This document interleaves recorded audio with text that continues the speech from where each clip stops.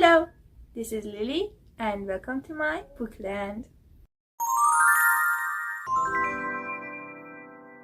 Today I'm going to talk about 4 tropes that I love and I'm crazy about them, and then I'm going to recommend 1 or 2 books for each trope that I've read recently and I liked them.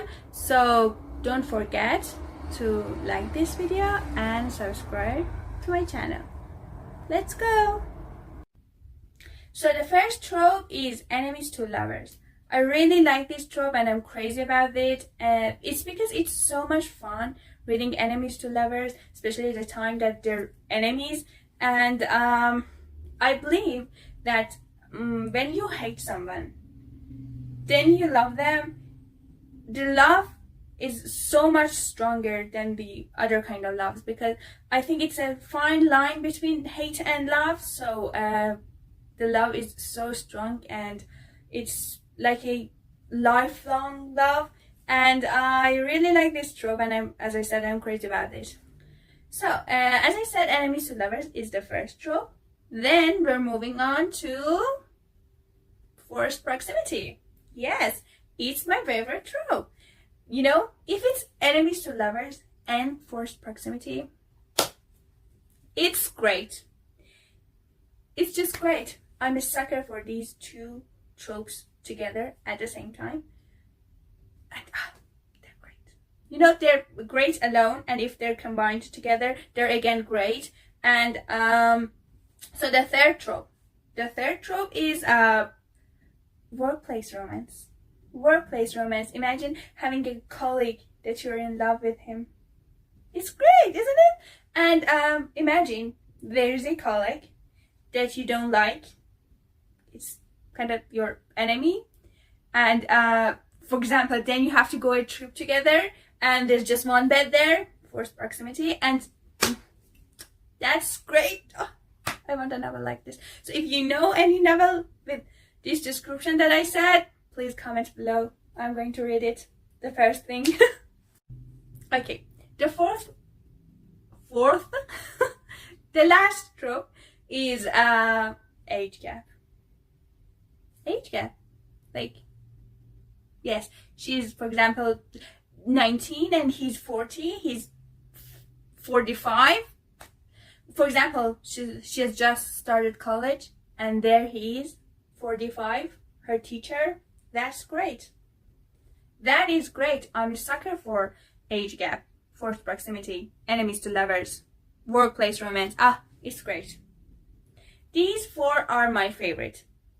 And sports romance, but today I'm not going to talk about it. I'm going to make another video about sports romance, but today we're talking about just these 4 tropes.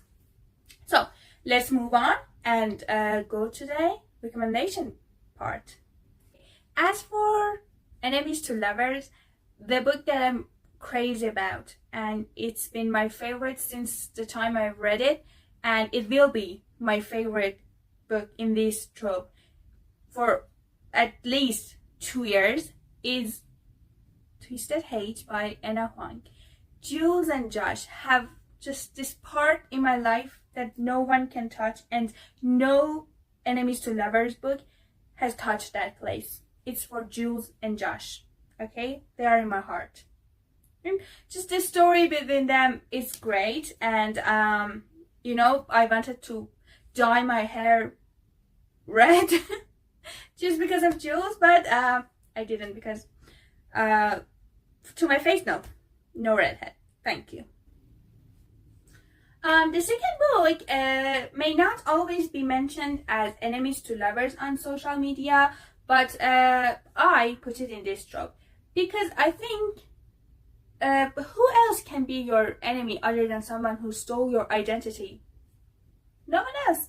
The one that stole your identity, and now you're stuck with her on an island alone. Yes, it's the story of this book. It's Does It Hurt by H.D Carlton.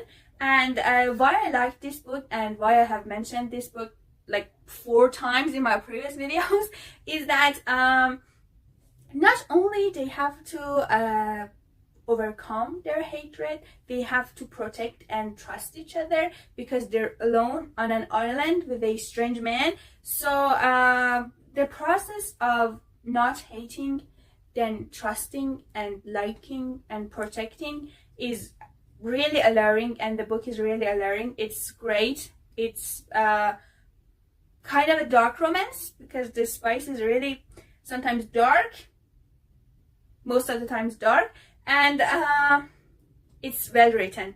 So if you read it, let's talk about it on my Instagram. I'll leave the link in description, so don't forget to follow me on Instagram too. Let's move on to the second trope, forced proximity. The book that I'm going to recommend here now is also a sports romance, and it's Behind the Net. It's about a hockey player that needs a personal assistant, and based on some circumstances, he has to live with that private assistant. And the spice in this book is great. Some parts of this book will stick to your mind always, and you remember them just so much. The both main characters are my favorite, and I recommend this book if you like forced proximity, and if you like sports romance, if you like hockey players, try this one. The second book that I'm going to talk about in this trope is Wrong Bride. As you might guess from the title, it's about a girl who loves her sister's fiancé, and as they get to marry each other, her sister escapes the wedding and she has to marry him instead of her sister. And I liked both characters so much, and the plot is cool. The spice could be more, but it's again so smooth and great, and it's a good book. I recommend it. If you like forced proximity, try this one. Okay, the third trope is workplace romance, and I have two great recommendations in this trope. The first one is Mile High by Liz Tomforde, and I've talked about it in my previous video, July wrap-up. I'm going to link the video. It's sports romance, workplace romance, and it's great. Believe me, it's great. It's not just the hype that it has on social media. There is something in this book. You should try this one out. And if you like, again, hockey players, please go and check this one out. It's a great one, and it's the first book.